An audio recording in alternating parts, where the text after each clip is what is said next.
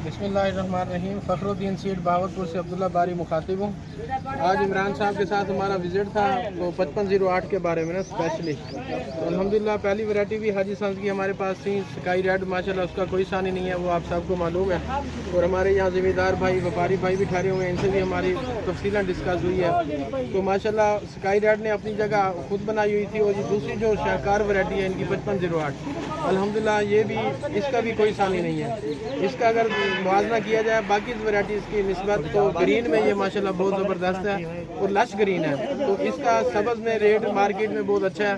और अभी जो ज़मींदार के ये मौसमी हालात आप देखने के पूरे पाकिस्तान में जो बरसात वगैरह हो रही हैं, ड्राई में काफ़ी मुश्किलात पेश आ रही हैं।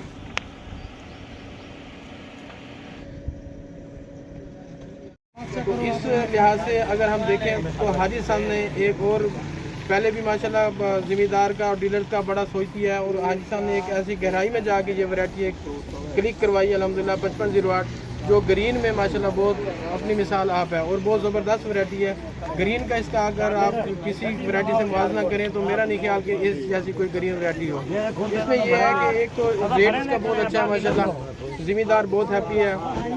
और अगर मौसमी हालात जो ख़राब हुए हैं उसके पेश नज़र अगर हम देखते हैं तो ये ग्रीन का रेट माशाल्लाह बाकी वैरायटीज़ की निस्बत बहुत अच्छा है।